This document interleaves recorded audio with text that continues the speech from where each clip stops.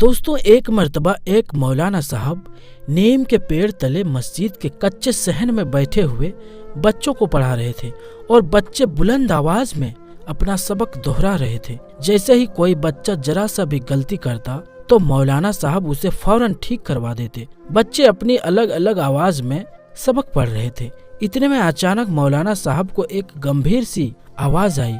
आवाज सुनकर मौलाना साहब हड़बड़ा गए। कहने वाला कह रहा था, मियाँ जी अस्सलाम वालेकुम। मौलाना साहब जिन बच्चों को पढ़ा रहे थे उन सब की आवाज को पहचानते थे, लेकिन ये आवाज अलग थी। तभी तो मौलाना साहब हड़बड़ा गए थे। मौलाना साहब ने जवाब दिया, वालेकुम अस्सलाम।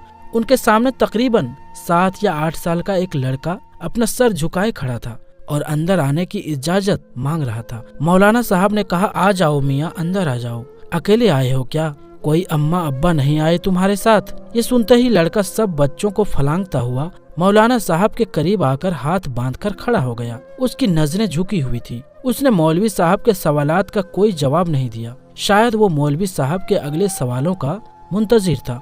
मौलाना साहब को खुद ही पूछना पड़ा कि क्यों मियाँ, कौन हो तुम और कहाँ से आए हो? क्या कुछ पढ़ना चाहते हो? बच्चे ने जवाब दिया, जी हाँ मौलवी साहब, आप मुझे अपनी शागिर्दी में ले लीजिए। मौलवी साहब उसके मासूम सरापे में खो गए थे, लेकिन उस बच्चे की आवाज थोड़ी अलग थी। वो उसे घूरते हुए बोले, क्या तुम्हारा ताल्लुक इसी गांव से है? यहाँ तो लोग पंजाबी भी ठीक तरह से नहीं बोल पाते और तुम हो कि उर्दू बोल रहे हो। लड़का जरा सा भी नहीं घबराया और बोला, वो दरअसल मौलाना साहब, मैं इस सामने वाले जंगल के पीछे जो गाँव है वहाँ से आया हूँ, जहाँ नदी बहती है।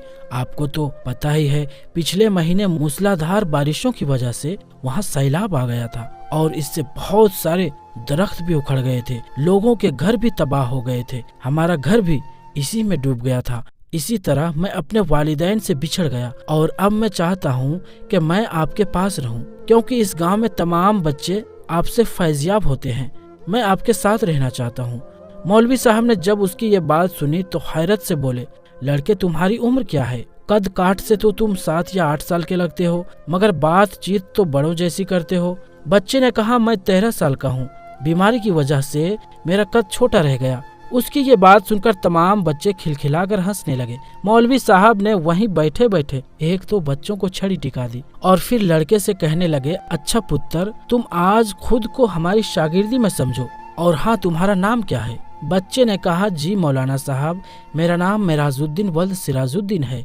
उसकी उर्दू पर देहाती बच्चे फिर से ही करने लगे और अब तो मौलवी साहब भी हंस पड़े। उन्होंने सब बच्चों को छुट्टी दे दी और कहा कि अगर कहीं कोई अच्छा सा सालन मिल जाए तो मेरे वास्ते उसे अलग से कटोरे में डाल लेना। दाल साग तो हमें हजम नहीं होता। नया लड़का ये बात सुन रहा था। वो जल्दी से बोला, मौलवी साहब, आज मैं आपके लिए खाना लाऊं? मेरी बहन इससे अगले गांव में रहती है और बड़ा अच्छा खाना बनाती है। मौलवी साहब की मुंह में तो पानी आ गया, मगर फिर भी दिखावा करते हुए बोले, तुम कहाँ इतनी रात को अगले गांव में जाओगे? आज वैसे भी चौधरी साहब के यहाँ से अच्छा खाना आ जाएगा, जुमेरात है ना, इसलिए। इसके बाद उस नए लड़के को एक बड़े से हुजरे में, जहाँ बाकी सारे तुलबा रहते थे, वहाँ पहुँचा दिया गया और वो बच्चा सबके साथ खजूर की चटाई पर सो गया। दोस्तों, अगर आपको ये वीडियो पसंद आ रही है तो आपसे गुजारिश है कि इस वीडियो को लाइक जरूर करें। तो दोस्तों, इस तरह से वो लड़का जिसका नाम मेराजुद्दीन वल्द सिराजुद्दीन था, वो मौलवी साहब का बाकायदा शागिर्द बन गया। उसका हाफिजा बहुत अच्छा था। उसने 1 हफ्ते में ही बगदादी कायदा पूरा कर लिया और सिर्फ 3 महीने में कुरान पाक पूरा कर लिया और अब तो वो उसे हिफ्ज भी करने लगा था। मौलवी साहब तो बस हैरान थे कि आज तक हजारों शागिर्दों को पढ़ा चुके थे, मगर ऐसा हाफिजा, ऐसी रवानी कभी देखने सुनने में नहीं आई थी। जब भी उसका सबक सुनते तो गड़बड़ा जाते कि ये लड़का इंसान भी है या कोई और मखलूक है। मौलवी साहब ऐसा सोचते जरूर थे, मगर अपना ये ख्याल कभी जाहिर ना होने दिया। वो सोचते थे कि इतना अच्छा बच्चा है, कहीं बददिल होकर भाग ना जाए। वो बच्चा अब तो हाफिज़े कुरान भी बन चुका था, मगर मौलवी साहब को अब उससे प्यार सा हो गया था। इसीलिए उसे अपना बेटा बना लिया। मौलवी साहब ने उम्र भर शादी ना की थी। एक रात मौलवी साहब किसी का निकाह पढ़वा कर लौटे तो ज्यादा मुर्गन खाना खाने की वजह से पेट में तकलीफ महसूस हुई। मौलवी साहब को जब भी बदहजमी होती तो वो हींग का इस्तेमाल करते और ठीक हो जाते, लेकिन वो हींग भी खत्म हो चुकी थी और दोबारा मंगवाने का मौका ही ना मिला। सारे लड़के सो चुके थे मगर मेराजुद्दीन जाग रहा था और इबादत इलाही में मशगूल था। मौलवी साहब दर्द से कर्राह रहे थे। अरे कोई है जो मुझे कहीं से जरा सी हींग ला कर दे। मेराजुद्दीन ने सोचा उस्ताद साहब तो तकलीफ में हैं और उनकी बरवक्त मदद ना की तो शायद अल्लाह पाक मेरी इबादत ही कबूल ना फरमाए। सारे शागिर्द सो रहे थे। इतनी रात में कौन अपनी नींद खराब करे, मगर मेराजुद्दीन हमेशा की तरह खिदमत के लिए तैयार था। जाए नमाज लपेट कर ताक में रख दिया और मौलवी साहब के पास जाकर खड़ा हो गया। मौलवी साहब, मैं ला दूंगा आपको हींग, मुझे पता है हींग कहाँ मिलती है। मौलवी साहब ने कहा, तुम कैसे लाओगे? इतने जरा से तो हो, क्या तुम्हें अंधेरे से डर नहीं लगता? इतनी रात है और सर्दी भी हो रही है। मेराजुद्दीन ने कहा, नहीं, मैं तो अपने सारे काम जब चाहूँ कर लेता हूँ और मुझे अंधेरे से तो डर नहीं लगता। मौलवी साहब पर तो हैरत के पहाड़ टूट पड़े, क्योंकि रात का दूसरा पहर था और ये नन्हा सा लड़का बाहर जाने को तैयार था। मौलवी साहब ने कहा, अच्छा अगर तुम बाजिद ही हो तो फिर दूर ना जाना, ये नुक्कड़ वाले बनिए से जरा सी हींग मांग लेना, कह देना कि मौलाना साहब मंगवा रहे हैं। लड़का तो जैसे इजाजत मिलने का इंतजार कर रहा था। वो तेजी से बाहर चला गया। उसके बाद उसके बाहर निकलते ही ऐसा लगने लगा जैसे अचानक तेज हवाएं चलना शुरू हो गई हो और बारिश हो रही हो। मौलवी साहब का तो दिल दहल गया, क्योंकि कमरे में रोशन मिट्टी का दिया भी हवा के झोंके से टिमटिमा कर बुझ गया था। मौलवी साहब दिल ही दिल में पशेमान हुए कि बिना माँ बाप के बच्चे को रात के वक्त बाहर क्यों भेज दिया। अगर उसे कुछ हो गया तो मौलाना साहब इससे आगे सोचते। इतने में अचानक से दरवाजा खुला और मेराजुद्दीन वापस आ गया और हैरत की बात ये थी कि बाहर कोई तेज हवा का नामो निशान तक नहीं था। हर चीज अपनी जगह पर थी। मौलवी साहब को तो दर्द उसी वक्त खत्म हो गया जब उन्होंने देखा कि मेराजुद्दीन के कपड़े तो बिल्कुल सूखे हुए हैं। हालांकि वो कोई छाता या बरसाती भी ओढ़कर नहीं गया था और वापस भी चंद मिनटों में आ गया, और सबसे बढ़कर ये कि उसके हाथ में हींग तक नहीं थी। मौलवी साहब ने अपनी हैरत को छुपाते हुए पूछा, क्यों बेटा, ले आए हींग? उसने कहा, जी मियाँ जी, ले आया हूँ। मौलवी साहब ने कहा, कहाँ है? तो फिर मुझे देते क्यों नहीं? लाओ मुझे दे दो। मेराजुद्दीन ने कहा, वो मैंने बाहर सहन में लाकर रख दी है, आप मेरे साथ चलकर देख लो और जितनी चाहिए ले लो। मौलवी साहब को तो गुस्सा आ गया कि अब मैं बाहर जाकर सहन से खुद उठा कर लाऊं। जब उस दुकानदार से ले आए हो तो मेरे हाथ में पकड़ाने में तुम्हें परेशानी क्या है? बच्चे ने कहा, अरे आप आइए तो सही मौलवी साहब। वो उन्हें बाजू से पकड़कर सहन में ले गया। मौलाना साहब की आंखें फटी की फटी रह गई। सहन हींग की बोरियों से भरा हुआ था, यानी सहन में हींग की बोरियां ही बोरियां थी। शायद मनों के हिसाब से हींग लाकर उस्ताद की खिदमत में हाजिर कर दी थी। उन्होंने एक नजर हींग के अंबार को देखा और फिर मेराजुद्दीन के चेहरे की तरफ देखा। उसका सर हस्बे मामूल उस्ताद के सामने झुका हुआ था। मौलवी साहब ने कहा, इधर आओ, जरा मेरी तरफ आंख उठाकर देखो। उन्हें पहली बार उस पर गुस्सा आ रहा था। उनके पेट का दर्द तो रफू चक्कर हो चुका था। उन्होंने उसे कंधों से पकड़कर झंझोड़ डाला और उसकी आंखों में आंखें डालते हुए बोले, सच सच बता दो, तुम कौन हो? क्या तुम्हारा ताल्लुक जिन्नात से है? बच्चे ने कहा, जी मियाँ जी, आपका ख्याल दुरुस्त है, मैं वाकई एक जिन्नज़ादा हूँ। उसका सर उस्ताद के कदमों पर था और वो ज़ारो कतार रो रहा था और बराबर माफी की दरख्वास्त कर रहा था। मौलवी साहब ने प्यार से उसका सर अपने कदमों से हटाया और उसे गले लगा लिया। उसने बताया कि इसी नीम के पेड़ पर, जिसके नीचे सारे बच्चे बैठकर कुरान पाक पढ़ते हैं, यहाँ पर मेरा बसेरा है।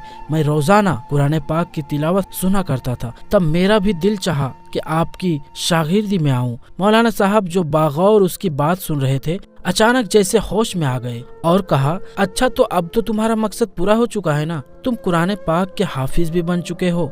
बेशक तुमने आज तक मुझे शिकायत का मौका नहीं दिया, लेकिन मुझे खदशा है कि अगर किसी दिन तुम्हें किसी बात पर गुस्सा आ जाए और अनजाने में तुमने अपनी ताकत का मुजाहरा कर दिया तो तब क्या होगा? बेहतर है कि अब तुम छुट्टी करो और अपनी दुनिया में लौट जाओ, और अगर तुमने मेरी बात ना मानी तो मैं तुम्हें बोतल में बंद करके जमीन में दबा दूंगा। मौलवी साहब की डांट सुनकर वो बाकायदा हिचकियां लेकर रोने लगा और बोला, जिन उस्ताद साहब ने उसे इल्म सिखाया वो उनकी जी भर कर खिदमत नहीं कर सकेगा। इस बात के लिए वो जिंदगी भर शर्मसार रहेगा।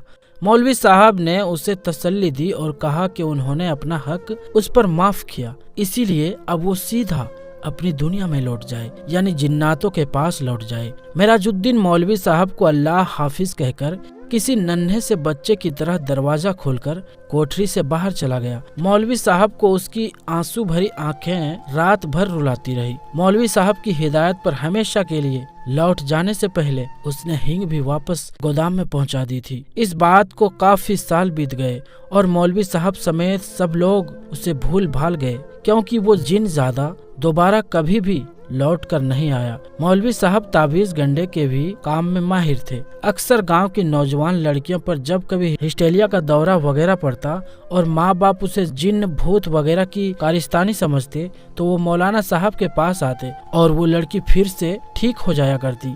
एक मर्तबा एक लड़की को मौलाना साहब के पास लाया गया। वो लड़की बिना पानी के मछली की तरह तड़प रही थी और बार बार सर पटक रही थी। उसकी आंखें अंगारों की तरह लाल हो रही थी, बाल बिखर गए थे।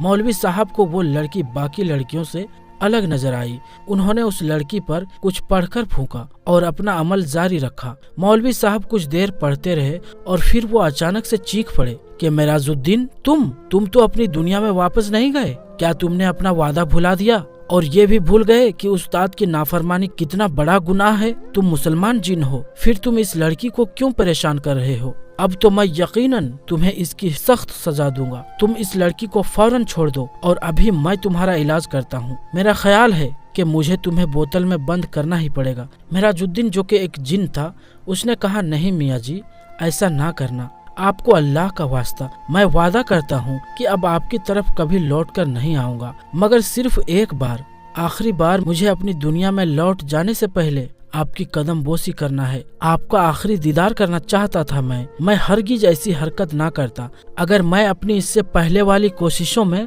कामयाब हो जाता। शायद आपको मालूम होगा कि गांव के जमींदार की ठीक उसी रात किसी ने चारपाई उलट दी थी जब मैंने आपको अल्लाह हाफिज कहा था। मेरा प्रोग्राम ये था कि यूं इस बंदे के इलाज के लिए आपको बुलाया जाएगा और मैं अपने मोहतरम उस्ताद का दीदार एक बार फिर से कर सकूंगा, मगर मुझे नाकामी का मुंह देखना पड़ा, क्योंकि मुझे भगाने के लिए उन्होंने किसी और को बुला लिया था।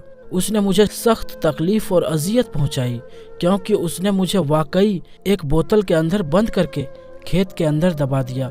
वो तो मेरी लगन सच्ची थी कि जमीन पर ट्रैक्टर चला और आज पूरे 10 साल बाद मुझे रिहाई मिली। तो मैंने सोचा कि उस्ताद के लिए दीदार की शौक में मैंने बड़ी सजा पाई। अब तो मैं जरूर आपकी जियारत करूंगा, चाहे मुझे एक बार फिर से इसके बदले में बोतल के अंदर जाना पड़े। मुझे बेहद अफसोस है कि मुझे ये तरीका इख्तियार करना पड़ा, मगर मेरी आज ख्वाहिश तो पूरी हो गई। अब आप मुझे बस आखिरी बार अपनी कदम बोसी का मौका दे दें। मैं अपने उस्ताद के कदमों की खाक पलकों पर लगाना चाहता हूँ, आपके गले लगना चाहता हूँ। मौलवी साहब ने उसे लड़की को छोड़ देने का हुक्म दिया और उसे गले से लगाकर खूब प्यार किया और दरवाजा खोल दिया। लड़की एकदम होश में आ गई, मगर मौलवी साहब की आंखें नम हो गई। तो दोस्तों, ये किस्सा एक मौलवी साहब और एक जिन्नजादे का था जो हम आपको सुनाना चाहते थे। ये वीडियो आपको कैसी लगी कमेंट बॉक्स में जरूर बताएं। उम्मीद करते हैं ये वीडियो आपको पसंद आई होगी। मिलेंगे अगली वीडियो में, तब तक के लिए अस्सलाम वालेकुम, अल्लाह हाफिज।